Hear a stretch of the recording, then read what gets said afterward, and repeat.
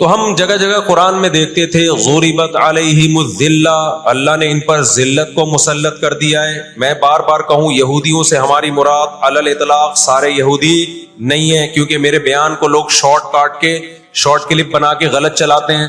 ابھی میرا ایک بیان کسی نے چلایا، میں بیان میں کہہ رہا ہوں کہ عورت اور مردوں کی نماز میں جو فرق ہے کسی حدیث سے اگر ثابت نہیں ہے تو یہ بھی تو حدیث سے ثابت نہیں ہے کہ عورتیں صفا مروہ میں چلیں گی دوڑیں گی نہیں. یہ بھی تو حدیث سے ثابت نہیں ہے کہ عورتیں آہستہ لبیک کہیں گی. آگے میں نے پوری ڈیٹیل میں بات کی ہے. کسی نے میرا اتنا سا کلپ چلا دیا اور جواب میں کسی دوسرے کا کلپ چلا دیا کہ دیکھو فلاں فلاں حدیث تو ہے، فلاں حدیث تو ہے جس میں آتا ہے عورتیں صفا مروہ پہ چلیں گی. حالانکہ میں ان حدیثوں کا جواب اس کلپ میں دے چکا ہوں. نمبر 1 وہ مرفوع حدیثیں نہیں ہیں، نمبر 2 وہ صحیح روایتیں نہیں ہیں، من گڑت ہیں، یا تو بہت درجے کی ضعیف ہیں، اس قابل نہیں ہے کہ ان کو دلیل کے طور پہ پیش کیا جائے. لیکن شرارتی نے میرا آدھا کلپ چلایا اور دوسرے اسکالر کا میرے مقابلے میں لگا دیا. نیچے لوگ کہہ رہے ہیں مفتی کو حدیثوں کا نہیں پتا اور ان صاحب کو حدیثوں کا پتا ہے. تو آپ کر لیں جو مرضی کرنا ہے، قیامت میں اللہ حساب و کتاب لے لے گا. تو میرے کلپ لوگ ادھورے چلاتے ہیں.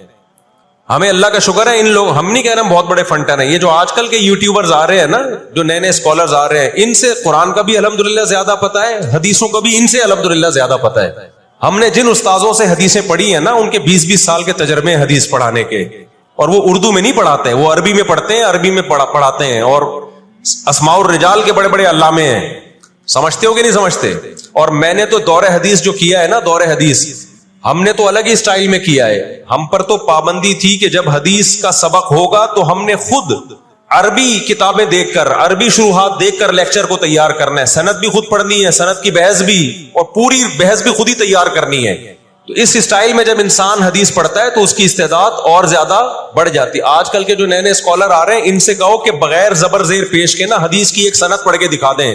مفہوم تو اگلی چیز ہے. تبھی ہم کہتے ہیں سامنے بیٹھ کے جو مسائل حل ہوتے ہیں نا، وہ یوٹیوب پہ کلپ بازیوں سے نہیں ہوتے. ان سامنے بیٹھتے نہیں ہیں لوگ. میرے 3 دنیا میں مناظرے ہوئے ہیں، 3، اور تینوں میں الحمدللہ اللہ نے مجھے فتح دی ہے. 3 ابھی چونکہ موضوع اسرائیل کا چل رہا ہے، یہ مناظروں کی بحث کرنا مناسب نہیں ہے، وہ میں پھر کسی اور وقت بتاؤں گا. لیکن مناظرے کچھ اصول اور ضابطے کے تحت ہوتے ہیں تو ہوگا. بغیر ضابطوں کے کوئی بھی آگے بیٹھ کے مرغوں کی طرح لڑنا شروع کر دے، اس کو بحث مباحثہ نہیں کہتے، اس کو مرغوں کی لڑائی کہتے ہیں. تو مرغوں کی لڑائی میں ہم اپنے آپ کو نہیں دھکیلتے، ہم ٹرم اینڈ کنڈیشن فکس کر کے بات کرنے پر آمادہ ہوتے ہیں. سمجھتا ہے کہ نہیں سمجھتا؟ تو 3 ہوئے میرے، پھر کبھی بتاؤں گا انشاءاللہ. ابھی تو یہ اسرائیل کا ٹاپک زیادہ ہے، میں ان جھگڑوں سے جو آج کل کے اسکالرز کے چل رہے ہیں.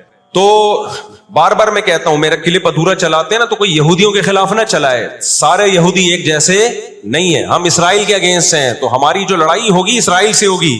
حدیث میں جس یہودی سے لڑائی کا ذکر ہے، اس سے مراد بھی کون سے یہودی ہیں؟ یہ فتنہ پرست اور شر پسند یہودی ہیں جو اسرائیل پہ غاصبانہ قبضہ، فلسطین پہ جنہوں نے غاصبانہ قبضہ کیا ہوا ہے. سمجھتے ہو کہ نہیں سمجھتے؟ تو آپ صلی اللہ علیہ وسلم نے فرمایا، کتابوں میں بھی لکھا ہے، دیکھیں آپ یہودیوں کی ہسٹری اٹھا کے دیکھیں نا، ہمیشہ کوئی نہ کوئی ایسا ان پر مسلط ہوا ہے جنہوں نے ان کی شرارتوں کا مزہ ان کو دنیا میں چکھایا ہے. قرآن سے بھی یہ بات ثابت ہے کہ ان کو ان کی شرارتوں کا مزہ، عذاب جو ہے وہ دنیا میں ملتا رہے گا. میں بار بار کہتا ہوں، ہٹلر نے بھی ان کو عذاب دیا ہے. ہٹلر سے پہلے بھی اسلامی نہیں بلکہ دنیا کی تاریخ میں بہت سے ہٹلر گزر چکے ہیں جنہوں نے ان کی شرارتوں کے ان کو دنیا میں سزا دی ہے. ہم پھر بھی بتائیں، ہم ہٹلر کے حامی نہیں ہیں جو ظلم اس نے کیا، لیکن وہ بھی ان کی شرارتوں سے بیزار تھا. قرآن کہہ رہے ہم نے ان پر ذلت کو دے مارا ہے. دنیا میں بہت دفعہ رسوا ہوئے یہ. اب کیا ہے؟ یہ آخری ذلت ہے یہودیوں کی، جو اب کس کے ہاتھوں ہونے والی ہے؟ فلسطینیوں کے ہاتھوں. آپ کو معلوم ہونا چاہیے، جب دنیا میں کسی کو بہت زیادہ ذلیل کیا جاتا ہے نا، تو پہلے اس کو عزت دی جاتی ہے. کسی کے گلے میں آپ جوتوں کا ہار پہنا دو، یہ بھی ایک ذلت ہے. اور ایک طریقہ یہ 3 پیس سوٹ ٹائی میں آپ اس کو صدارت کی کرسی پہ بٹھائیں اور پھر آپ اس کو جوتوں کا ہار پہنا دیں. بتاؤ کون سی بڑی ذلت ہے؟ یہ دوسری ذلت پہلی ذلت سے بڑی ہے. پوری دنیا میں مار کھانے کے بعد نا، اپنی شرارتوں کی وجہ سے، آج اللہ نے ان کو ایک تھوڑی سی حکومت دی ہے.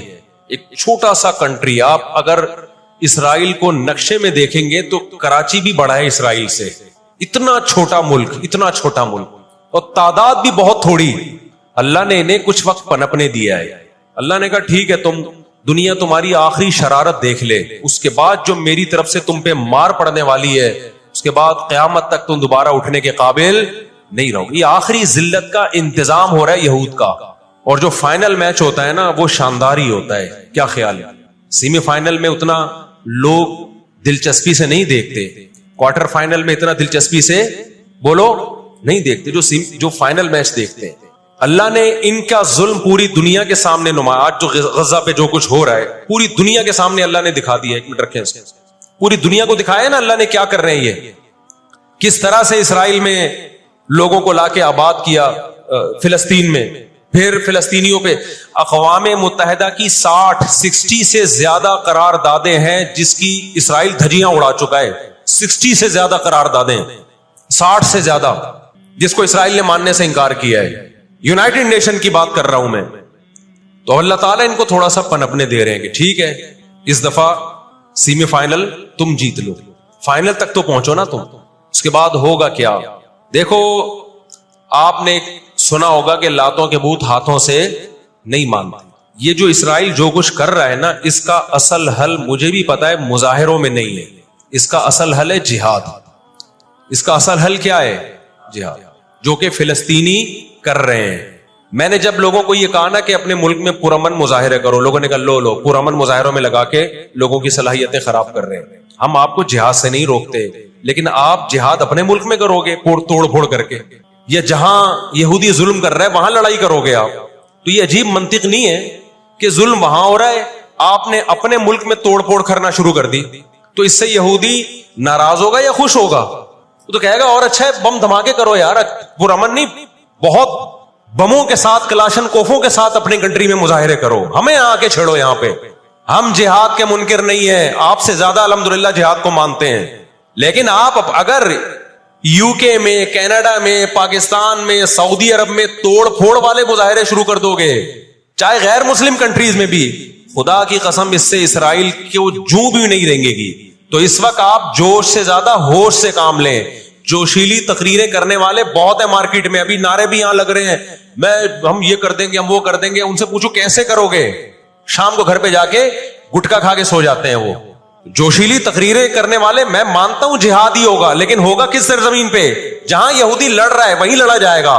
میدان جنگ متعین کیا جاتا ہے لڑائی کے لیے. یہ نہیں ہوتا کہ آپ میدان جنگ میں نہیں جا سکتے تو جو میدان جنگ نہیں ہے اس کو میدان جنگ بنا دو. ایسا دنیا میں کبھی بھی نہیں ہوتا. یہ تو وہ جون پور کے قاضی والا قصہ ہو جائے گا کہ وہ سولی پہ لٹکایا ایک شخص کو, اس کی گردن موٹی تھی, وہ پھندے میں آ نہیں رہی تھی. انہوں نے کہا اس کی گردن چونکہ پھندے میں آ نہیں رہی ہے تو اس کی چونکہ آ رہی ہے اس کو لٹکا دو آپ. وہ کہے گا میری آ رہی ہے لیکن میرا قصور کیا ہے؟ تو یہ عجیب قسم کا جہاد ہے. آپ اپنے ملکوں میں, یو کے, کینیڈا میں آپ نے اگر توڑ پھوڑ کرنا شروع کر دی, وہ چھوڑے گا تھوڑی کینیڈا آپ کو. یو کے, امریکہ میں آپ نے اگر توڑ پھوڑ شروع کر دی, وہ چھوڑے گا تھوڑی. آپ کی اوقات کتنی ہے؟ لڑائی کے لیے سب سے پہلے میدان جنگ کا تعین ضروری ہے کہ لڑائی ان کی مرضی سے نہیں ہوگی. کہاں کہ وہ جہاں چاہ رہے ہیں, لڑائی ہماری مرضی سے ہوگی. ہم جہاں کہیں گے وہاں لڑائی ہوگی. میں سمجھا پا رہا ہوں اپنی بات؟ تو علاج, بہت سے لوگوں نے جہاد کا انکار کر دیا, یہ بھی غلو ہے. اور بہت سے لوگوں نے ہر جگہ کو میدان جنگ بنانے کے چکر میں ہے. یہ ایک طرف کی انتہا ہے. آج دنیا نے ان کو نہتا چھوڑ دیا ہے فلسطینیوں کو, لیکن وہ ڈٹے ہوئے ہیں. آپ ان کی مدد کر سکتے ہو, جہاد کے ذریعے ضرور کرو. کس نے منع کیا ہے آپ کو؟ اور اگر آپ ان کے ساتھ مل کے جہاد نہیں کر سکتے, نہیں جا سکتے وہاں پہ, تو آپ پھر ان کو جو سپورٹ کر سکتے ہو, ہم راشن پانی پہنچا سکتے ہو تو وہ پہنچاؤ. میں نے پاکٹ ویلفیئر ٹرسٹ کا نام لیا نا, اس میں بھی لوگوں نے اعتراض کیا, لو بھائی ان کو راشن کی ضرورت تھوڑی ہے, ہمیں پتہ ہے راشن سے کام نہیں چلے گا. لیکن جو جہاد ہوگا تو وہاں جا کے ہوگا. یہاں بم پھاڑنا شروع کر دیے, اس سے اسرائیل کی صحت پہ کوئی فرق نہیں پڑے گا. اسرائیل پہلے ہی ان کی سازشوں سے لیبیا تباہ ہو چکا ہے. ایک مضبوط ریاست تھی, عراق کا بیڑا غرق کر دیا. اب وہ چاہتا ہے سعودی عرب کا بھی بیڑا غرق ہو, وہ چاہتا ہے پاکستان کا بھی بیڑا غرق ہو. تو ان بیڑا غرق ہونے سے جو آپ کی ٹوٹی پھوٹی رہی صحیح لنگڑی لولی حکومتیں, ان کی بھی ایسی کی تیسی ہو جائے گی. اور فلسطینی بھی نہیں چاہتے کہ دوسرے ملکوں میں لڑو, وہ کہتے ہیں لڑنا ہے تو ہمارے پاس آؤ. تو یہ اب جو دنیا جا رہی ہے نا جس طرف, ہو یہ رہا ہے. میں نے آپ کو قرآن کی آیت پیش کی تھی نا, وَكَذَلِكَ نُوَلِّي بَعْضَ الظَّالِمِينَ بَعْضًا. اللہ کہتے ہیں ہم بعض ظالموں کو بعضوں سے پٹواتے ہیں. تو پہلی جو ابھی تک تو ہم نے نا امیدی کی باتیں کی ہیں. مسلمان ممالک شکست کھا کے بیٹھ چکے ہیں, 3 بڑی جنگوں میں شکست ہو چکی ہے. اس کے بعد اب کسی مسلم کنٹری میں اسرائیل پر چڑھائی کی طاقت نہیں ہے. ان کو پتا ہے پیچھے امریکہ بیٹھا ہوا ہے, پورا یورپ. رشیا نے یوکرائن جیسے اتنے سے کنٹری پہ حملہ کیا. آپ نقشے میں دیکھیں یوکرائن اتنا سا ہے, رشیا کیا ہے, یوں اگر وہ پاؤں بھی رکھ دینا تو کچل دے. لیکن جیت گیا کیا وہ جنگ؟ بولتے کیوں نہیں؟ کیوں؟ یوکرائن اتنا سا ہے مگر اس کے پیچھے کون ہے؟ پورا یورپ ہے, پورا یورپ اس کے پیچھے. یہ جنگ طول پکڑتی جا رہی ہے. رشیا اب تک یوکرائن کو کنٹرول میں نہیں لے سکتا. اور مجھے تو ایسا لگتا ہے, میں کوئی یقینی رپورٹ نہیں ہے, شاید اس جنگ کے پیچھے بھی اسرائیل کی سازش ہے. ان کو پتا تھا کہ ایک ہمارا دشمن ہے سوویت یونین, روس. جب 1956 میں جنگ ہوئی ہے نا, برطانیہ, فرانس اور اسرائیل نے مل کے حملہ کیا تھا مصر پہ, تو دھمکی کس نے دی تھی؟ روس کی دھمکی سے پیچھے ہٹے. روس نے کہا تھا نیوکلیئر اٹیک کروں گا میں, وہ پیچھے ہٹ گئے. روس مسلمانوں کی خیر خواہی میں نہیں کر رہا تھا. روس کو یہ تھا کہ جب دنیا کا باپ میں بننا چاہتا ہوں تو تم دنیا کے باپ بننے کی کوشش کیوں کر رہے ہو؟ اگر یہ باپ بن گئے تو اس کو پتا تھا ہماری چودراہٹ ختم ہو جائے گی. تو اللہ ایک ظالم کو دوسرے ظالم سے پٹواتے ہیں. تو آج بھی رشیا, چائنا وہ اسرائیل کے حق میں نہیں. عین ممکن ہے اللہ مظلوموں کی آواز سے ایسے حالات پیدا کر دے کہ اس جنگ میں براہ راست کون کود پڑے؟ سوویت یونین کود پڑے. اور اگر سوویت یونین اس جنگ میں کود پڑا جس کے پورے چانس لگ رہے ہیں, تو پھر یہ تیسری جنگ عظیم کی طرف معاملہ جائے گا. اور اس کے ذمہ دار مسلمان یا فلسطین نہیں ہوں گے, اس کے ذمہ دار ناجائز اسرائیل ہے جس نے ناجائز قبضہ فلسطین پہ کیا ہے. اور پھر دنیا میں جو تباہی ہوگی نا, تباہی ہوگی, وہ میرے اور آپ کے تصور سے بھی زیادہ ہے. کیونکہ اب تلواروں سے یا صرف ہوائی جہازوں سے جنگ نہیں ہوتی, اب سب کے پاس نیوکلیئر ہتھیار ہے, اب ایٹم بم چلیں گے.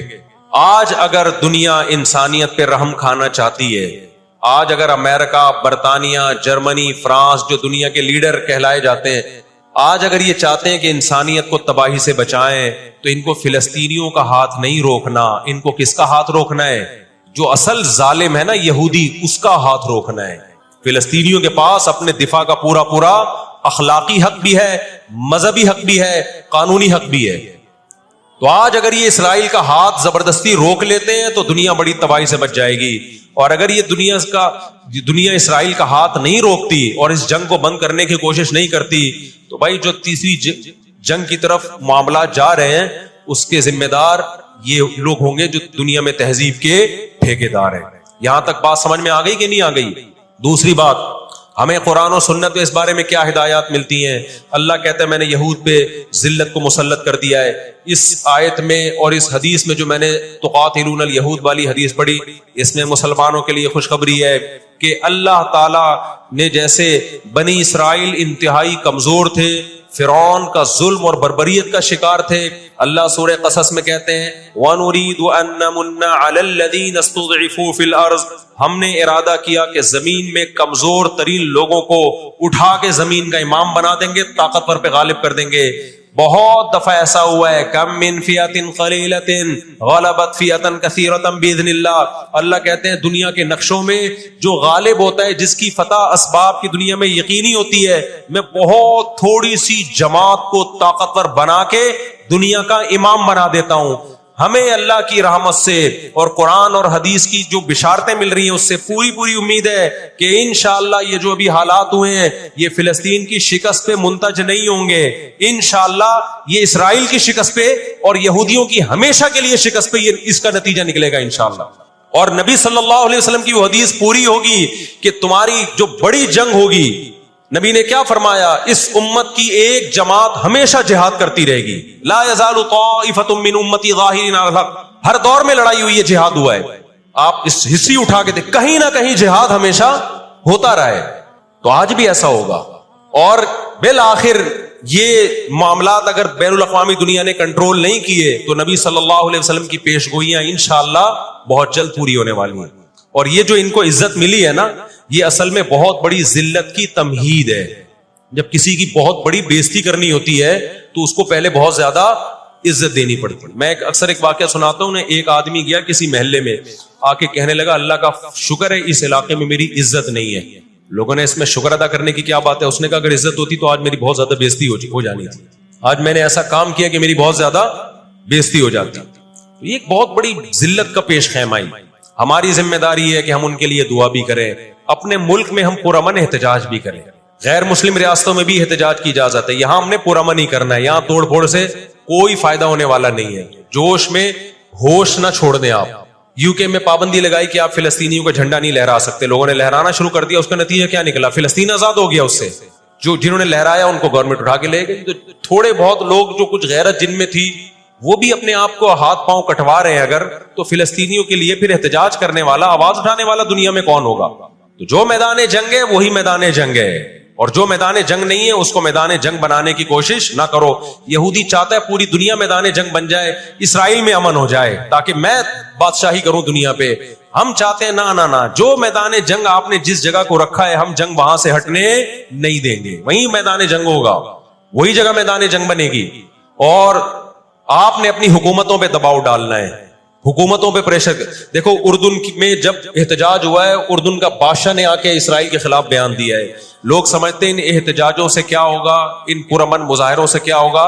ऐसा नहीं है, इन पुरअमन मुजाहिरों से हुकूमतों पे दबाव पड़ता है। आप जो कर सकते हैं वो तो करें ना, आप जो कर सकते हैं वो तो करें। और एहतजाज और मुजाहिरों की कॉल सियासी जमातें देती हैं, मुफ्तियाने किराम नहीं देते। लोग मुझे कह रहे हैं आप बुलाओ एहतजाज का धरना, हम आएंगे। मुझे पता है 4 आदमी भी नहीं आएंगे, 4 आदमी भी नहीं आएंगे हमारे धरने पे। ये सियासी जमातों का काम, और सियासी जमातें भी कर रही हैं, लेकिन और ज्यादा करना चाहिए। हुकूमतों के काम होते हैं। सियासी सतह पे जो एहतजाज जब गवर्नमेंट लेवल पे होता है वो पावरफुल एहतजाज होता है उसका और हुकूमतें एहतजाज जब करती हैं जब उनको पब्लिक का डर होता है। तो आप सोशल मीडिया पे, फेसबुक पे आप एहतजाज के जरिए दुनिया को दिखाओ हम फिलिस्तीनियों के साथ हैं। इससे फिलिस्तीनियों को भी सुकून मिलेगा कि दुनिया ने हमें यतीम और लावारिस नहीं छोड़ा। अब जी गजा का वाकया होने से पहले दुनिया ने उनको बिल्कुल लावारिस छोड़ दिया था। सारी दुनिया इसराइल से, हमारे मुल्क में इसराइल को तस्लीम करने और इत्तेहाद की बातें शुरू हो गई थी। इस जंग के बहुत ज्यादा नुकसानात हुए हैं, लेकिन इसका एक फायदा भी ये हुआ है कि इसराइल का इशू दोबारा दुनिया में खड़ा हो गया है। अब इतना आसान नहीं है इसराइल को तस्लीम करना। तो हम अल्लाह से दुआ करते कि ऐ अल्लाह हमारे इन मजलूम भाइयों की मदद फरमा, और जो भी जालिम है उनको हिदायत दे, जो हिदायत के काबिल नहीं है अल्लाह उनको तबाह बर्बाद करे। उलमा ने ये भी कहा है कि फजर की नमाज में जो गासिब यहूदी है, इसराइली हैं, उनके खिलाफ कुनूत नाज़िला का भी एहतमाम करना चाहिए। तो इसका भी मौका मिले तो कुनूत नाज़िला पढ़नी चाहिए। कुनूत नाज़िला नबी सल्लल्लाहु अलैहि वसल्लम की सुन्नत है कि जब कुफ्र का जुल्म बढ़ता था तो आप सल्लल्लाहु अलैहि वसल्लम फजर में बद्दुआ किए। सहाबी रसूल ने आयतुल कुर्सी पढ़ के दम किया था तो उसको फायदा हो गया, जिस पे जिन था उसने पूरा ही रेवड़ उठा के दे दिया। तो बड़ी अच्छी बात है ये।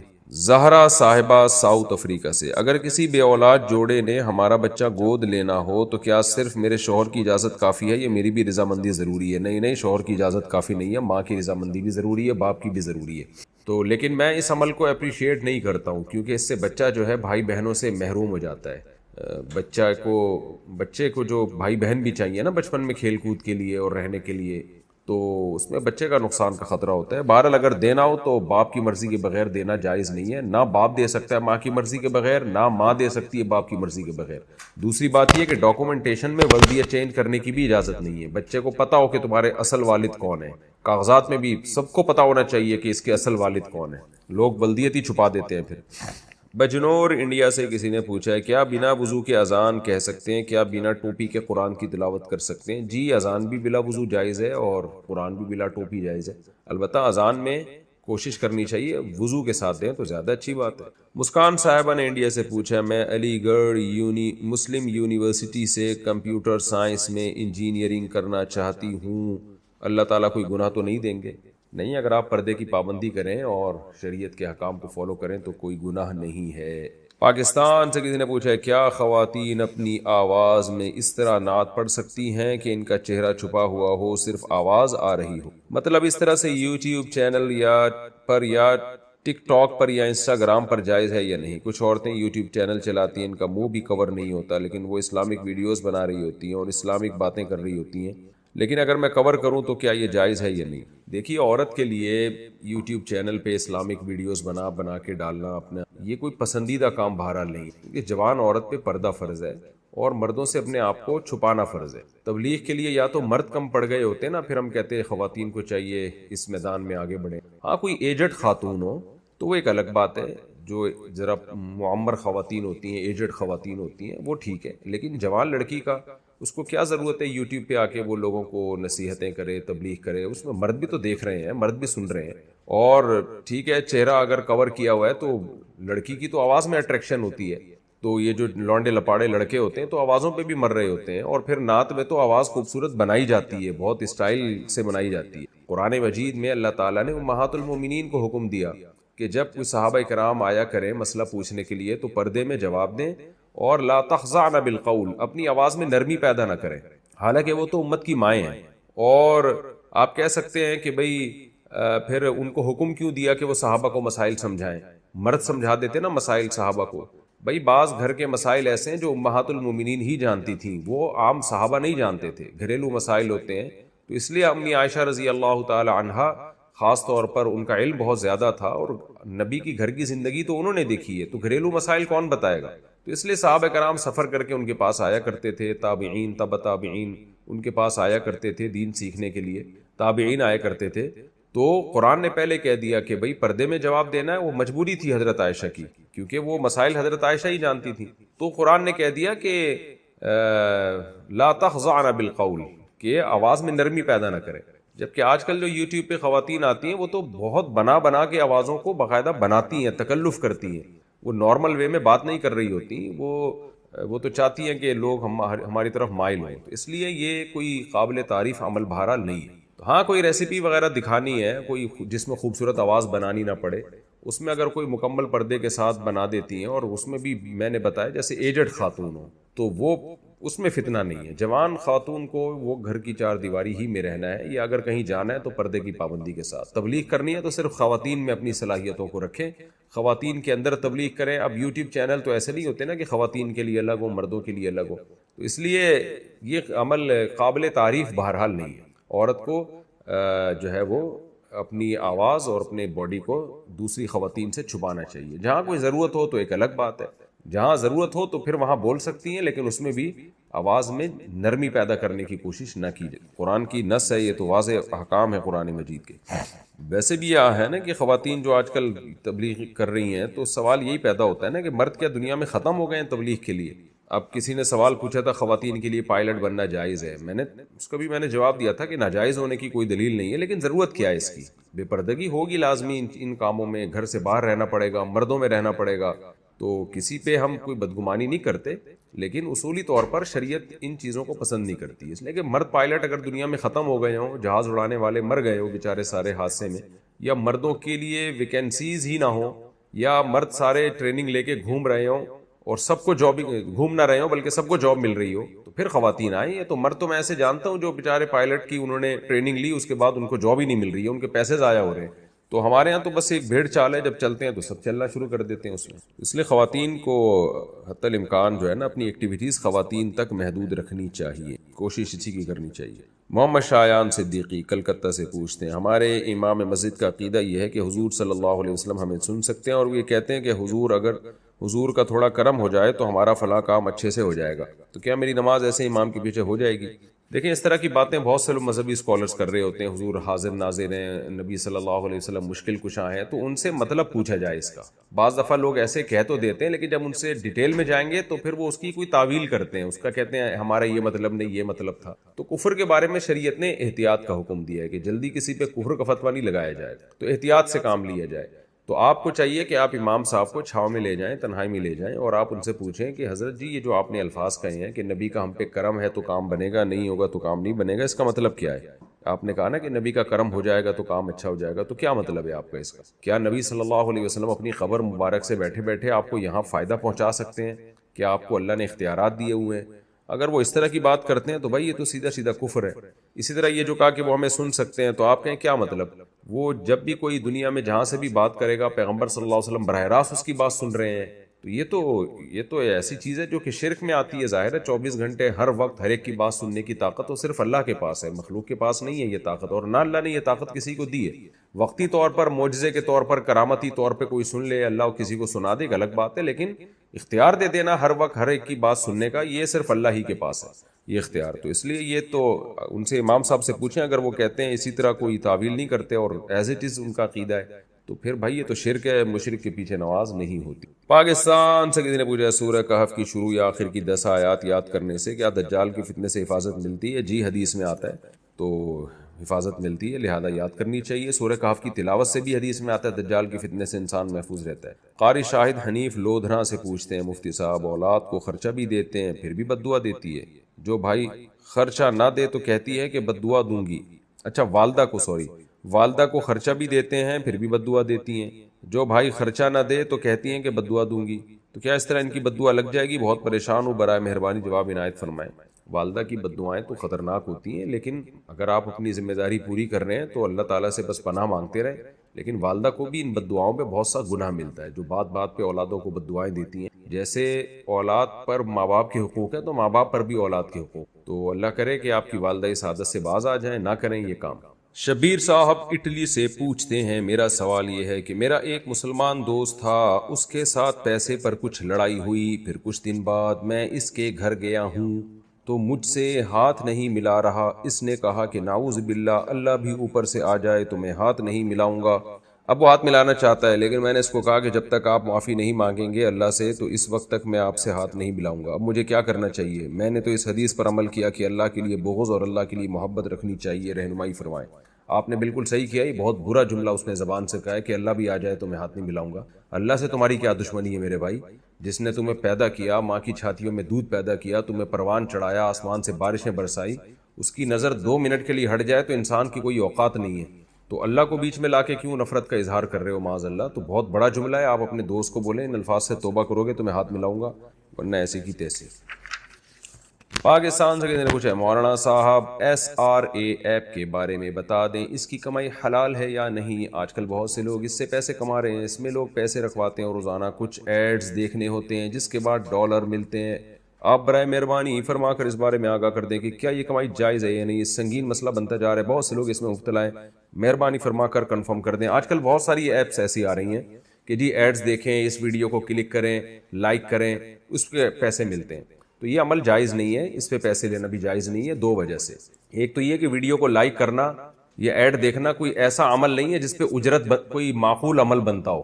علماء نے یہ اجماعی مسئلہ ہے کہ ہم ایسے عمل کی اجرت دی جائے گی جو ایک معقول عمل ہو اور اس اجرت بھی اس کی معقول ہو، کوئی کام کسی کے لیے آپ کر رہے ہیں۔ اب مثال کے طور پر کوئی بریانی ہے، میں اس کو دیکھوں جا کے اور میں اس کو لائک کروں، یعنی لائک کا مطلب میں بولوں کہ یہ بہت اچھی ہے، اس کے مجھے پیسے مل رہے ہوں، تو یہ عجیب سی بات ہو جائے گی بھائی۔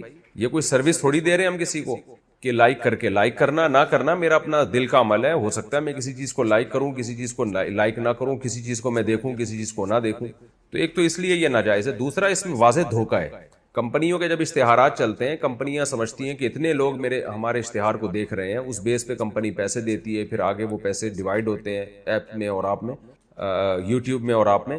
تو اب جب کوئی درمیان میں ایپ آ جاتی ہے اور جو فیک طریقے سے آپ کو کہتی ہے کہ بس آپ مختلف آئیڈیاں بنا کے ایڈز کو لائک کرتے رہیں، دیکھتے رہیں، تو یہ ایک فیک ویورشپ، تو یہ فیک ہے، یہ دھوکہ ہے اس میں۔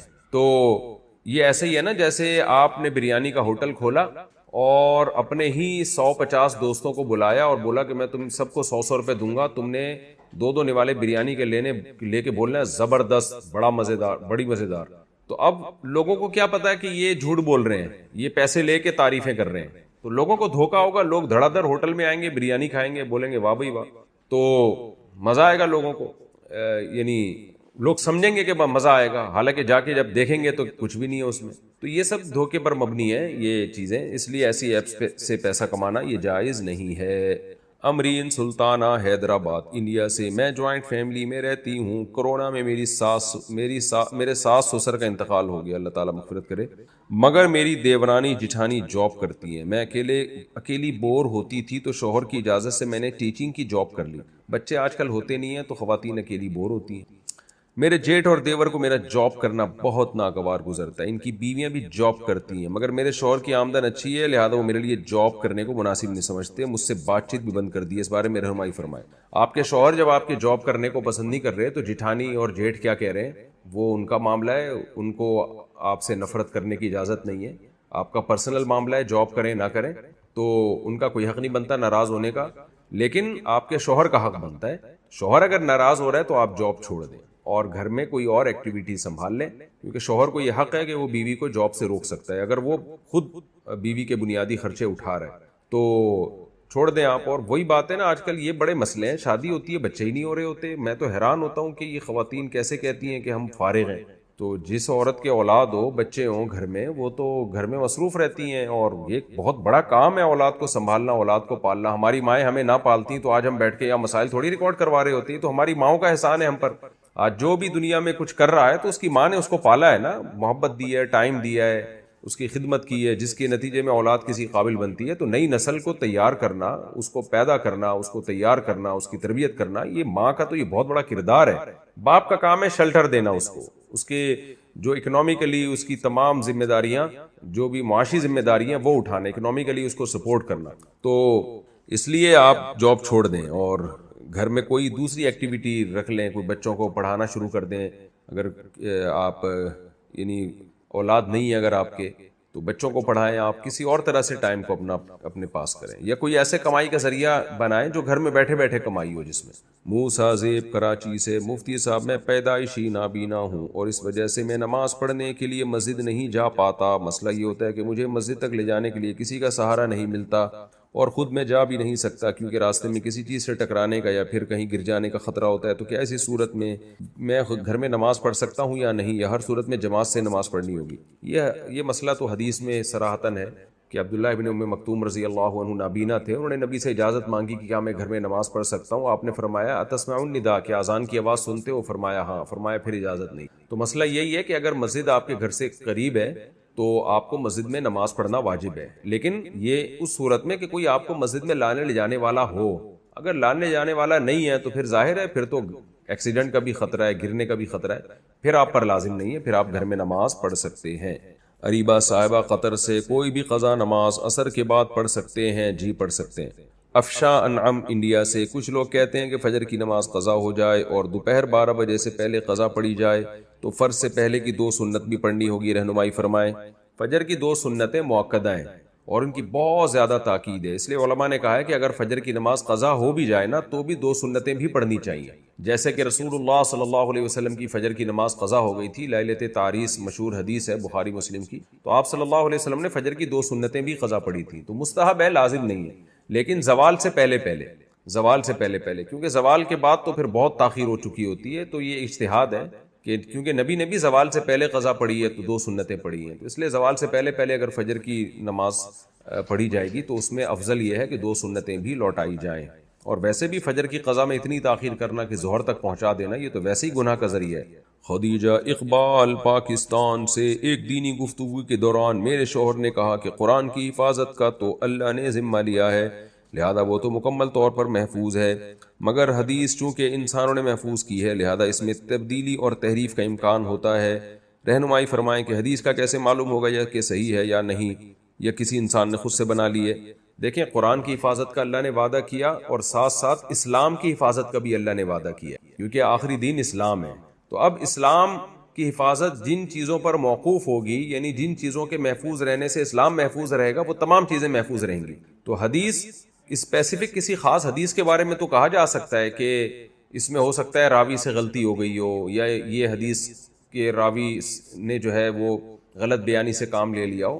کسی خاص حدیث میں تو یہ بحث ہو سکتی ہے, لیکن اوور آل حدیث کے مجموعے کے بارے میں یہ کہہ دینا کہ یہ محفوظ نہیں ہے اور اس کی حفاظت اللہ نے اپنے ذمے نہیں لی ہے, یہ غلط ہے. وجہ اس کی ہے کہ اگر حدیث کی حفاظت اللہ کے ذمے نہ ہو, علی الاطلاق یعنی قرآن کے تو ایک حرف کی اور ایک آیت کی حفاظت اللہ نے اپنے ذمے لی ہے. حدیث میں ایسے نہیں ہے کہ یہ والی حدیث کی حفاظت بھی اللہ نے اپنے ذمے لی, وہ والی حدیث کی بھی, لیکن مجموعہ حدیث کی جو حفاظت ہے, جس سے اتنی حفاظت جس سے اسلام کے بیسک احکام محفوظ رہیں, وہ حفاظت اللہ کے ذمے ہے. تو اس لیے حدیث ظنی ہے, لیکن کوئی یہ کہے کہ ساری حدیثیں میں نہیں مانتا, سب ضعیف ہیں, یہ پھر یہ گمراہی ہے, کیونکہ یہ قطعی چیز کا انکار ہے. تو اسپیسیفک کسی حدیث کے بارے میں اگر کوئی محدث کہہ دے کہ میری نظر میں یہ صحیح نہیں ہے, تو یہ تو گمراہی نہیں کہی جائے گی. لیکن ہر صحیح حدیث کے بارے میں کوئی کہتے کہ میں جیسے منکرین حدیث کہتے ہیں حدیث ہم تک باوثوق ذرائع سے نہیں پہنچی لہذا حجت ہی نہیں ہے, تو یہ گمراہی ہے.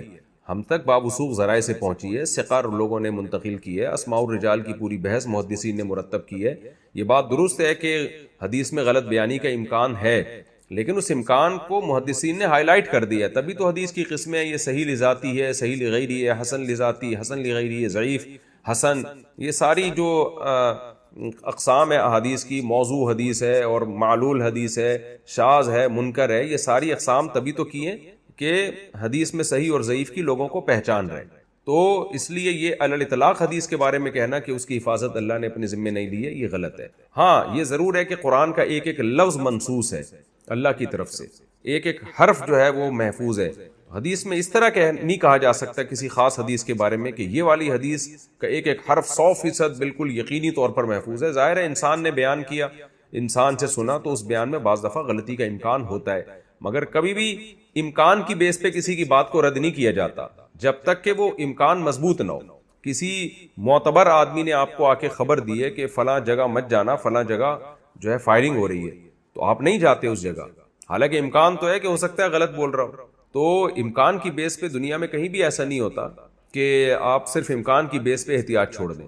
تو ہم تک جب حدیث ثقہ راوی سے پہنچے گی تو ہم پر اس حدیث پر عمل کرنا واجب ہے، کیونکہ قرآن نے اطیعوا اللہ و اطیعوا الرسول کا حکم دیا ہے کہ اللہ کی اطاعت کرو، رسول کی اطاعت کرو. تو رسول کی اطاعت ہم کیسے کریں گے؟ رسول کی باتیں تو ہم تک حدیث سے پہنچی ہے نا.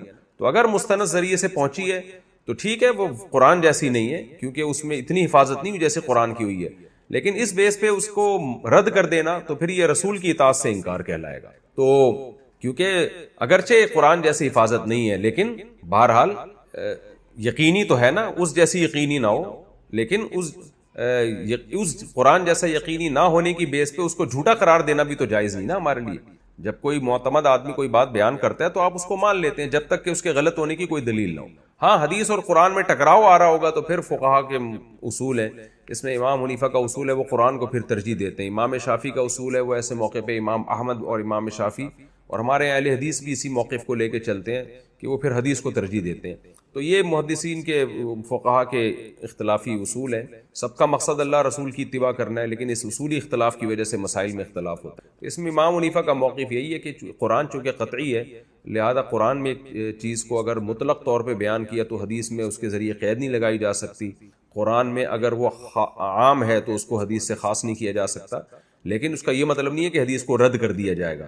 تو جہاں حدیث قرآن کے اگینسٹ نہیں ہے تو پھر تو وہ بھی اسی طرح حجت ہے، یعنی اس پہ عمل کیا جائے گا. اور کہیں قرآن کے خلاف ہے تو اس میں پھر رد نہیں کرتے، پھر اس میں تعویل کی جاتی ہے، اس کا ایسا مفہوم بیان کیا جاتا ہے کہ وہ قرآن کے موافق ہو جائے. اچھا بھائی، شاداب خان دہلی سے، میرے 2 بچے ہیں، ایک لڑکا 5 سال کا، ایک لڑکی 25 دن کی. کیا ہم 1 سال کے اندر تیسرے بچے کی پلاننگ کر سکتے ہیں یا نہیں؟ میری بیوی تو اور بچوں سے منع کر رہی ہے، برائے مہربانی رہنمائی فرمائے. مجھے دوسرے بچے کی طرح تیسرا بچہ بھی 5 سال کا، تیسرے بچے میں بھی کیا 5 سال کا فرق نہ چاہیے؟ نہیں، یہ تو اتنا وقفہ تو نہ صحت کے لیے ضروری ہے اور نہ ہی اسلام نے اس کی کوئی ترغیب دی ہے. نبی صلی اللہ علیہ وسلم کی صحیح حدیث ہے، تزوجوا الودود الولود، ایسی عورت سے نکاح کرو جو تمہیں کثرت سے اولاد دے اور تم سے محبت کرے، کیونکہ جو زیادہ محبت کرتی ہے پھر اولاد بھی وہی دے رہی ہوتی ہے، عام طور پہ گھر بسانا چاہتی ہے. یہ نہیں کہہ رہا کہ جو کم بچے، جن کے کم بچے ہو رہے ہیں وہ گھر نہیں بسانا چاہتی ہے، لیکن ایک ترغیب ہے. تو یہ چیزیں نیچرل ہیں، یہ خوب سمجھ لیں. اس میں فیملی پلاننگ والوں یا ڈاکٹروں کو ٹانگ نہ اڑانے دیں، یہ نیچرل ہے. جب اللہ تعالیٰ نے ایک بچہ اللہ تعالیٰ دیتے ہیں نا اور عورت بچے کو فیڈ کراتی ہے تو عام طور پر اس کو حمل ٹھہرتا ہی نہیں ہے، یہ قدرت کی طرف سے وقفہ ہو جاتا ہے. تو اس میں میڈیکلی کوئی نقصان نہیں ہے عورت کو، الا یہ کہ کوئی عورت بیمار ہے، وہ ایک الگ بات ہے. نارمل اگر کوئی نارمل صحت والی عورت ہے تو بچے مسلسل بھی پیدا ہوتے رہیں، اس میں عورت کی صحت کو نقصان نہیں ہوتا، کیونکہ ایک نیچرل پروسیس ہے. اگر اس کو حمل نہیں ہوگا تو بلیڈنگ ہو کے وہ حیض کا خون ضائع ہو جائے گا. میں نے ایک ڈاکٹر سے سنا ہے کہ بلیڈنگ میں جو حیض میں جو عورت کا خون ضائع ہوتا ہے نا، جو بلیڈنگ ہوتی ہے، وہ زیادہ عورت کے لیے نقصان دیتی ہے، یعنی اس میں زیادہ اس کی جو ہے نا طاقت خرچ ہوتی ہے.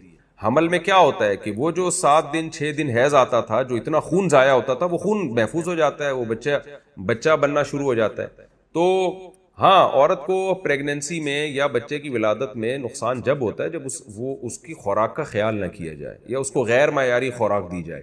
تو اگر کوئی خاتون پریگننٹ ہیں یا بچے کو فیڈ کرا رہی ہیں تو یہ ان کی صحت کے لیے اچھا ہے، یہ برا نہیں ہے قطعاً، بشرطے کہ خوراک اچھی رکھی جائے. آج کل ڈبل روٹیاں، برگر اور یہ اوٹ پٹانگ چیزیں کھلا رہے ہوتے ہیں، اس میں تو ایک بچے میں ہی عورت کی جان نکل جاتی ہے. تو گوشت، انڈے، دودھ اور روٹی اور یہ جو نارمل ہماری خوراک ہوتی ہے، یہ چیزیں کھانی چاہیے.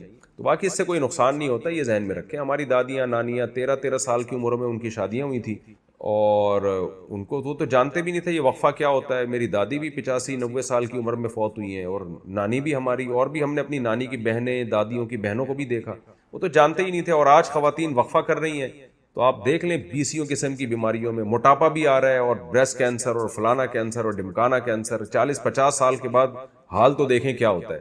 تو یہ نیچرل پروسیس ہے, اس سے عورت کی صحت خراب نہیں ہوتی. لیکن میں نے بتایا کہ اس کی خوراک کا خیال کیا جائے, اس کے آرام کا خیال کیا جائے, اور ڈپریشن نہ دی جائے, ٹینشن نہ دی جائے. پریگننسی میں عورت اگر ٹینشن لیتی ہے, اس کو شوہر مصیبت میں رکھتا ہے, عذاب میں رکھتا ہے, تو وہ بہت بڑے مسائل کھڑے ہو جاتے ہیں اس سے.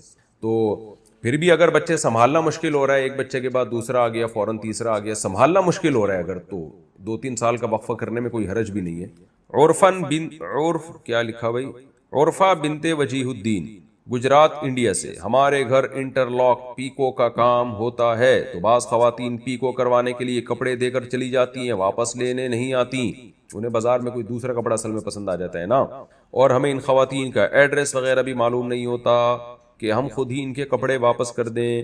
دل پر بہت بوجھ رہتا ہے کہ کسی کی چیز امانت ہمارے پاس ہے, تو ایسی صورت میں ان کپڑوں کا کیا کریں؟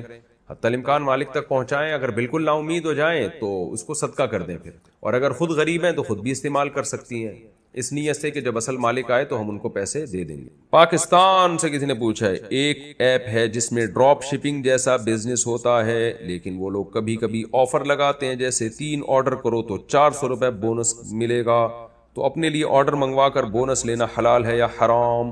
دیکھیں, ڈراپ شپنگ میں کئی بار یہ بات بتائی ہے, یا تو آپ کمپنی کی طرف سے کمیشن ایجنٹ بن کے آپ کسی کی چیز بکوائیں. آپ کسٹمر کو بتائیں کہ یہ میری چیز نہیں ہے, میں کمپنی سے تمہیں خریدوا کے دے دوں گا اور یہ میرا کمیشن ہوگا. اور اگر اپنی چیز بیچنی ہے تو اپنے یا اپنے کسی نمائندے کے قبضے میں لے کے آگے بیچیں. اور اگر قبضے میں نہیں لینا چاہتے پہلے بیچیں نہیں, بلکہ بیچنے کا وعدہ کر لیں کہ بھئی میں تمہیں یہ چیز فیوچر میں بیچوں گا, میں اتنے کی دوں گا, تمہیں لینی ہے تو بتاؤ. پھر اس کے بعد آپ کمپنی سے خریدیں, قبضے میں آ جائے آپ کے یا آپ کے کسی نمائندے میں, پھر کسٹمر کو دوبارہ آفر کریں. اب بتاؤ, اپنے وعدے پر قائم ہو, خریدنا چاہتے ہو تو وہ خریدنا چاہے گا تو لے لے گا, نہیں چاہے گا تو واپس کر دے گا. تو ڈراپ شپنگ کا کام اس طرح سے جائز ہے. باقی یہ کہ 3 آرڈر پہ اتنا, تو وہ اگر کمیشن ایجنٹ بن کے آپ لے رہے ہیں کوئی چیز, تو وہ ہوتا ہے کہ 3 اگر آرڈر دیے تو اتنا انعام ملے گا, تو یہ انعام جائز ہے, اس میں کوئی حرج نہیں ہے. طیبہ راؤ کراچی سے, کیا آرٹیفیشل جیولری پہن کے نماز ہو سکتی ہے؟ کیا گولڈ یا آرٹیفیشل جیولری پہن کر نماز پڑھی جائے تو قبول ہوتی ہے؟ خواتین کے لیے ہر طرح کی جیولری جائز ہے, پہن کے نماز پڑھ سکتی ہیں. حبیب الرحمان اتر پردیش سے, مسئلہ یہ ہے کہ جیسے صحرا باندھنا گندی رسم ہے, پینٹ شرٹ وغیرہ یہ سب کرنا اور پہننا ناجائز اور حرام تو ہے یا نہیں؟ پینٹ شرٹ کے بارے میں 20 دفعہ مسئلہ بتا چکا ہوں. بہتر ہے اپنے قومی لباس کو پروموٹ کریں, لیکن کوئی پینٹ شرٹ پہن لے تو بھی جائز ہے. افضل یہی ہے کہ آپ اپنا لباس پہنیں جو آپ کے ملک کا کلچر ہے, شلوار قمیض ہے. مسلمان قوم ہمیشہ سے ڈھیلے ڈھالے کپڑے پہنتی آئی ہے, اس میں سطر بھی زیادہ ہے. تو باقی صحرا باندھنا ایک عجیب سی رسم ہے. دولہا کو نظر تو آ نہیں رہا ہوتا, اب تو میرا خیال ہے لوگوں نے چھوڑ دیا, لوگوں میں اتنا شعور پیدا ہو گیا. بچپن میں دولہے ہمیں نظر آتے تھے, آگے صحرا ہوتا تھا, بندے کو نظر, دلہن کی طرح اس کو بھی 2 آدمی لے جا رہے ہوتے تھے پکڑ کے. اب تو دلہن کو نہیں کوئی لے کے جاتا, وہ اکثر خود ہی پہنچ جاتی ہے پہلے, یعنی سوری لے کے جاتے ہیں لوگ اس کو. تو دولہا بھی ایسے ہی ہوتا تھا, منہ پھر وہ ایک رومال لیا ہوتا تھا, یوں کر کے صاف کر رہا ہوتا تھا, عجیب سا اسٹائل ہوتا تھا دولہا کا. تو شکر ہے یہ اس مصیبت سے ہماری جان چھوٹ گئی ہے. آپ کہہ رہے ہیں کہ ابھی بھی صحرا باندھتے ہیں, میں نے تو آج کل نہیں دیکھا لوگوں دولہا کو صحرا باندھتے ہیں. باہر اگر باندھ رہے ہیں تو بری بات ہے یار, نہیں باندھو. حرام ناجائز نہیں ہے, ایک نامناسب رسم کہیں گے ہم اس کو. اسی طرح آج کل لڑکے جیسے بال کٹوا رہے ہیں, کان کے اوپر بالکل چھوٹے اور اوپر سے بڑے, اس طرح بال کٹوانا جائز ہے یا نہیں؟ نہیں, یہ جائز نہیں ہے. بال چاروں طرف سے برابر کاٹے جائیں گے, یا تو پٹے والے بال رکھیں, سارے بال پیچھے رہ جائیں, اور جب کاٹنا ہو تو یہاں سے کاٹیں. اور اگر بال رکھنے پٹے والے نہیں رکھنے, عام نارمل جیسے لوگ رکھتے ہیں بال, تو پھر چاروں طرف سے برابر. تو اس میں کہیں سے بالکل چھوٹے کر دینا, کہیں سے بڑے کر دینا, یہ تغییر خلق اللہ میں آتا ہے. یہ شکل خراب کرنے کے زمرے میں آتا ہے, بگاڑنے کے زمرے میں آتا ہے. نبی صلی اللہ علیہ وسلم نے کہیں سے سر مونڈنا, کہیں سے بال رکھنے سے منع کیا ہے. تو ظاہر ہے جب آپ سر مونڈیں گے تو تھوڑی دن میں وہ تھوڑے سے بڑے تو ہو ہی جائیں گے نا, 2-4 دن میں. تو وہ جو ڈس بیلنس ہو رہا ہے نا, اصل چیز یہ ہے, بیلنس جو بالوں کا آؤٹ ہو رہا ہے نا, اصل چیز یہ ہے جس کی حدیث میں ممانعت ہے. اصل مقصد یہ ہے. تو کہیں سے یہاں پورا لٹک رہا ہے, یہاں سے بالکل کاٹ دیے چھوٹے سے, یہ ٹھیک عمل نہیں ہے, جائز عمل نہیں ہے. انڈیا سے نے پوچھا, میں اپنے شوہر کی تیسری بیوی ہوں. جس دن مرد کی شادی ہوتی ہے تو اس رات کس کی باری ہوگی, اس نئی بیوی کی یا جو پہلے سے بیویاں موجود ہیں ان میں سے کسی کی؟ میری سوکن کا کہنا ہے کہ جس دن ہماری شادی ہوئی اس رات اس کی باری تھی, میرے شوہر کا چوتھی شادی کا بھی ارادہ ہے. اللہ آپ کے شوہر کے حوصلے کو داد دے بھائی, ہمیں پتہ ہے نا. خیر, تو بتائیے جس دن وہ شادی کریں گے اس دن پہلے سے موجود بیویوں میں سے کسی کی باری ہوگی یا نئی بیوی کی؟ میں چاہتی ہوں بھائی کسی کے ساتھ بھی زیادتی نہ ہو. ماشاءاللہ آپ کی سوچ بہت اچھی ہے, اللہ سب کو آپ جیسی بیویاں عطا فرمائے, اتنی نیک, جو یہ چاہ رہی ہیں کہ دوسروں کے ساتھ بھی زیادتی نہ ہو. تو دیکھیں جس کی رخصتی ہوتی ہے نا نئی بیوی کی, باری اسی کی ہوتی ہے, تو وہاں سے پھر دوبارہ باریاں اسٹارٹ ہو جاتی ہیں. تو اب آپ کے شوہر جب چوتھی شادی کریں گے تو جس دن چوتھی کی رخصتی ہوگی چوتھی کی باری ہوگی. اور حدیث میں آتا ہے کہ جو کماری لڑکی ہے نا, جب اس سے اگر نکاح ہو تو 1 ہفتہ اس کو دینا پڑے گا شوہر کو, یعنی 1 ہفتے تک اسی کے پاس جائے گا. اور اگر کسی طلاق یافتہ یا بیوہ سے شادی کی ہے تو کنٹینیو 3 دن پھر شوہر اسی کے پاس جائے گا. تو جب بھی مرد دوسری یا تیسری شادی کرتا ہے تو اگر کسی کنواری سے کی ہے شادی تو 1 ہفتہ اس کے پاس گزارا جائے گا. حدیث سے یہ بات ثابت ہے. اور اگر طلاق یافتہ یا بیوہ سے شادی کی ہے تو پھر 3 دن کنٹینیو اسی کے پاس. اب جو 1 ہفتہ اضافی مرد نئی بیوی کے پاس چلا گیا تو پھر یہ جو اضافی مرد نے 6 دن نئی بیوی کو دے دیے, دن تو اس کو 1 ہی تھا نا, اضافی 6 دن دے دیے, تو کیا یہ اضافی 6 دن پھر باقی دونوں یا تینوں بیویوں میں ڈیوائیڈ ہوں گے؟ تو احناف کے ہاں ڈیوائیڈ ہوں گے, باقی تینوں ائمہ کے ہاں ڈیوائیڈ نہیں ہوں گے. تینوں ائمہ کہتے ہیں بھائی حدیث میں تو آتا ہے کہ جب نئی بیوی آئے گی تو 1 ہفتہ اس کو دینا پڑے گا, تو 1 ہفتہ اس کا حق ہے, وہ کسی میں ڈیوائیڈ نہیں ہوگا. یعنی 1 ہفتے کے بعد پھر نئے سرے سے باریاں شروع ہوں گی. تو یا اور طلاق یافتہ کو 3 دن دینے کے بعد نئے سرے سے باریاں شروع ہوں گی. جبکہ امام حنیفہ کی رائے اور صاحبین جو ہے ان کی رائے یہ ہے کہ حدیث میں یہ تو ہے کہ اس کو 1 ہفتہ دیا جائے گا, یہ تو نہیں ہے نا کہ وہ 1 ہفتہ اس کا اضافی حق ہے اور وہ ہفتہ باقی لوگوں میں باقی عورتوں میں ڈیوائیڈ نہیں کیا جائے گا. وہ کہتے ہیں قرآن سے ثابت ہے کہ ان خفتم اللہ تعدلوا فواحدۃ, عدل کرنا پڑے گا. تو عدل میں نئی اور پرانی بیوی میں کوئی قرآن نے فرق نہیں بیان کیا. تو احناف کا اصول ہے کہ قرآن کو ہمیشہ حدیث پہ ترجیح دیتے ہیں اور حدیث میں ایسی تعویل کرتے ہیں کہ وہ قرآن کے مطابق ہو جائے. تو احناف کا یہ موقف ہے حنفیہ کا کہ قرآن نے کوئی فرق نہیں کیا ہے نئی اور پرانی بیوی میں, تو 1 ہفتہ نئی بیوی کو دیا تو جائے گا, لیکن اس میں 1 دن تو اس کا اپنا ہوگا, اضافی 6 دن گریوی کے ہیں, تو وہ 6 دن جو ہے وہ باقیوں میں پھر اضافی ڈیوائیڈ کرنے پڑیں گے. یعنی وہ ان باقیوں کو وہ ٹائم دینا پڑے گا, یعنی رات گزارنی پڑے گی تاکہ برابری ہو جائے, نئی اور پرانی میں برابری ہو جائے. تو اس لیے ہم اسی پہ فتویٰ دیتے ہیں. بر صغیر میں چونکہ فقہ حنفی کو فالو کیا جاتا ہے اور دلیل بھی بڑی مضبوط ہے قرآن کی آیت کے مطابق, تو اس لیے جب بھی مرد کی کوئی نئی شادی ہو, کنواری ہے, تو 1 ہفتہ اس کے پاس اضافی گزارے, اور طلاق یافتہ ہے تو 3 دن گزارے, لیکن وہ 1 ہفتہ پھر اس کو قضا یعنی بعد میں نہیں ملے گا. اس کو جو 6 دن اضافی دیا نا وہ پھر اس کی باریوں میں سے مائنس کیے جائیں گے. سمیع اللہ صاحب ایبٹ آباد سے پوچھتے ہیں, دوران سفر ہم جب قصر نماز پڑھ رہے ہوتے ہیں تو اگر ہم مسجد میں باجماعت نماز پڑھنا چاہیں تو قصر پڑھیں گے یا امام کے پیچھے پوری پڑھیں گے؟ بھائی اگر مسجد میں باجماعت نماز آپ پڑھ رہے ہیں اور امام مقیم ہے تو پھر پوری ہی نماز پڑھیں گے اس کے پیچھے, بے شک آپ اتحیات میں شامل ہوئے امام کے ساتھ. بیرون ملک سے کسی نے پوچھا ہے آپ کے بیانات سن کر دیندار لڑکی بیانات سن کے کہ دیندار لڑکی کو ترجیح دو, دیندار سے شادی کرو, مگر آپ نے جو بتایا ہے وہ تو سارا الٹا ہو گیا, گھر کا سارا بیڑا غرق کر دیا. ہائے ہائے, ہم دیندار گھرانے سے بہویں لے کر آئے ہیں کہ ہماری اگلی نسل دیندار ہو, مگر وہ تو ہم سے بھی 2 قدم آگے ہیں. ہم بھلے دین نہیں پڑے ہوئے ہیں مگر ہم بہنوں کو تو لگتا ہے کہ ہم کو زیادہ اچھے سے معلوم ہے کہ گھر میں کیسے رہنا چاہیے. یعنی خاتون پوچھ رہی ہیں اصل میں اپنی بھابھی کے بارے میں, بھابھیوں کے بارے میں. نہ بہویں نماز پڑھتی ہیں, نہ روزہ رکھتی ہیں, دیر سے سو کر اٹھتی ہیں, دین کی بات کرو تو بڑے بڑے لیکچر دیں گی, مگر ہم بے شک کو ایجوکیشن میں پڑھے ہیں, مگر ہم کو تو ایسا لگتا ہے کہ ہم ان سے بہت بہتر ہیں. اگر ان کو کچھ کہو تو ہر وقت سر میں درد کا کہتی رہتی ہیں, پتہ نہیں کہ کس بات کی ٹینشن رہتی ہے ان کو.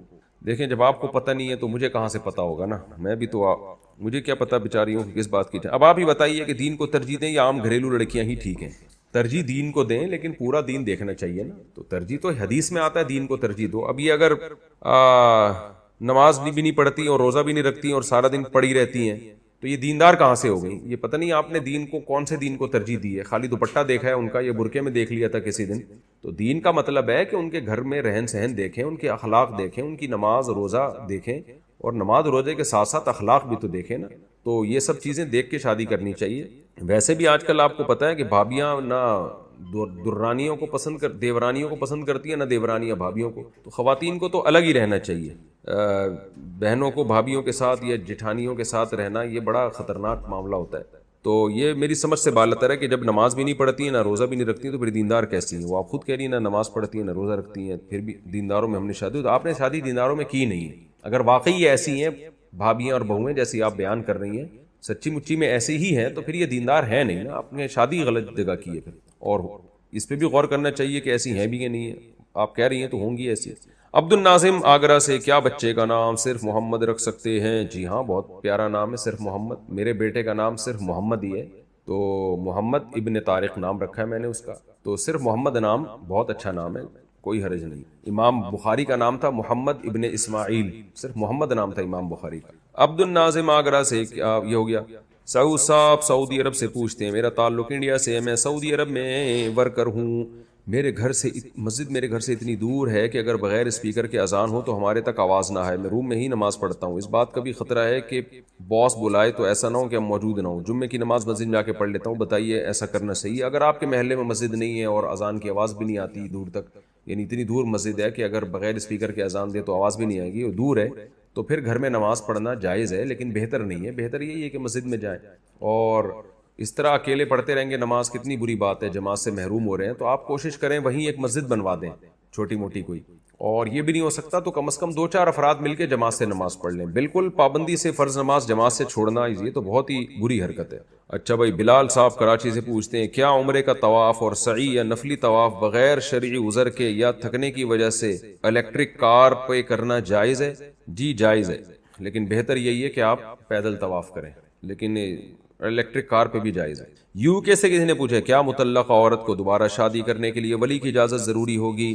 تینوں ائمہ کے نزدیک تو ولی کی اجازت ضروری ہے، امام ابو حنیفہ کے نزدیک ولی کی اجازت ضروری نہیں ہے عورت کے لیے، اور وہ جو حدیث ہے جس میں آتا ہے کہ لا نکاح الا بولی، اس طرح کی جتنی احادیث ہیں جن میں آتا ہے کہ ولی کی اجازت کے بغیر نکاح نہیں ہوتا، تو امام حنیفہ کا چونکہ موقف یہ ہے کہ وہ ہمیشہ قرآن کو حدیث پہ ترجیح دیتے ہیں اور حدیث میں ایسی تعویل کرتے ہیں کہ قرآن کے مطابق ہو جائے، تو اس لیے حنفیہ نے جو اس حدیث کی تعویل کی ہے وہ یہ ہے کہ جب عورت بغیر یعنی غیر کفو میں نکاح کرے، اپنے جوڑ میں نکاح نہ کرے، جوڑ سے کم میں نکاح کرے گی تو پھر نکاح بغیر ولی کے نہیں ہوگا۔ وجہ اس کی ہے کہ قرآن نے نکاح کی نسبت ڈائریکٹ عورت کی طرف کی ہے، حتی تنکح زوجا غیرہ، قرآن کہتا ہے اگر عورت 3 طلاقوں کے بعد کہیں نکاح نہیں کر لیتی تو وہ پہلے شوہر کے پاس نہیں جا سکتی، تو وہاں قرآن نے عورت کی طرف نسبت کی ہے، نکاح نہیں کر لیتی، تو اس سے پتہ چلتا ہے خود بھی کر سکتی ہے۔ اس طرح بخاری کی حدیث ہے، نبی کی خدمت میں خاتون آئیں، عرض کیا یا رسول اللہ میں آپ سے نکاح کرنا چاہتی ہوں، صحیح بخاری کی حدیث ہے، آپ نے نہیں نکاح کیا، لیکن کسی اور صحابی نے پیشکش کی تو آپ نے ان صحابیہ کا نکاح ان صحابی سے کرا دیا، وہاں بھی آپ نے یہ ان خاتون سے نہیں پوچھا کہ تمہارے ولی یعنی تمہارے باپ اور بھائی راضی ہیں یا نہیں، تو اس سے پتہ چلتا ہے کہ ولی کی اجازت کے بغیر بھی نکاح ہو جاتا ہے بشرطے کہ ہم پلہ میں ہو، لیکن بہرحال یہ قابل تعریف عمل نہیں ہے، تینوں ائمہ کے نزدیک یہ جائز نہیں ہے، تو اس لیے یہ جو ہے اس کی حوصلہ افزائی نہیں کی جائے گی، جہاں ضرورت ہو تو وہاں تو ٹھیک ہے، لیکن نارملی عورت کو یہ عمل کرنا نہیں چاہیے کہ ولی کی اجازت کے بغیر نکاح کرے وہ۔